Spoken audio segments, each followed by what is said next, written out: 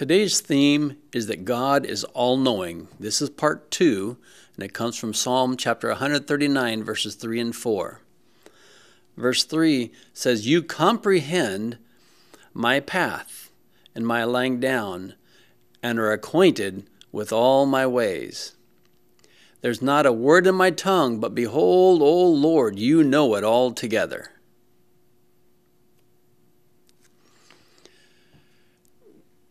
Now, maybe you think it's not a good idea that someone knows everything about you. Wouldn't that feel strange? How would you like it if your wife or your friend or your children knew everything about yourself? Would you want that to happen, for someone to know all, even your thoughts? That would not seem strange. But with advances in technology, for example, on our computer or on our texting or everywhere you go with GPS, it seems like people know a lot about us these days. What about the government? They know more about you than they have before. But I want you to know that God knows everything about you. That's really not a bad thing. That's a good thing. God does know everything about me. And God still cares for me. In verse 3, it says, "You comprehend my paths and my lying down." That word comprehend. As I've studied into that word, there's another word that gives a clear idea of winnow.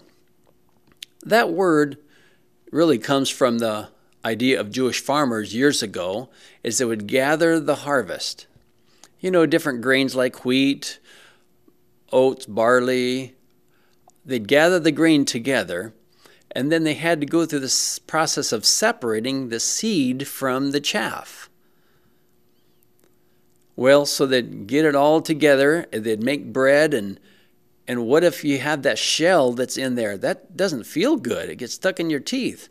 So the way they did the process is the Jewish people would winnow the grain and the flour. So that's all mixed together. They spread it all out there, and then they take this winnowing fork and toss it all up in the air. And as it's in the air, and then they beat it down and back up in the air, the process of it going up in the air, the heavy seed comes down while the chaff stays up in the air and the wind takes it away.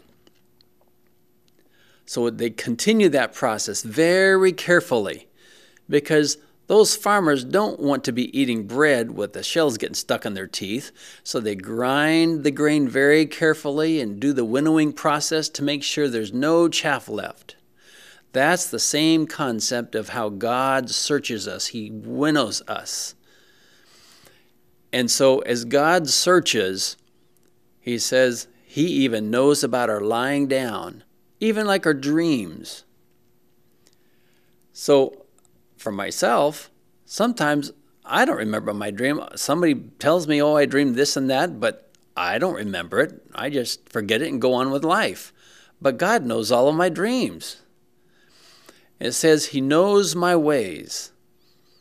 Then verse 4, he says, he even knows the words of my tongue that I've not even yet spoken. It says, Lord, you know them all together. Now, I'm deaf, and if you're deaf, we don't talk about words from our tongue, but the point is using our hands. So even when the first sign hasn't come off our hands, God already knows what we're going to say. Now, sometimes I say things that I wish I hadn't. I wish I could rewind the video and say it again. But God already knows what we're going to say before we say it. Isn't that amazing that God knows all that? Now, part 3 we'll explain tomorrow.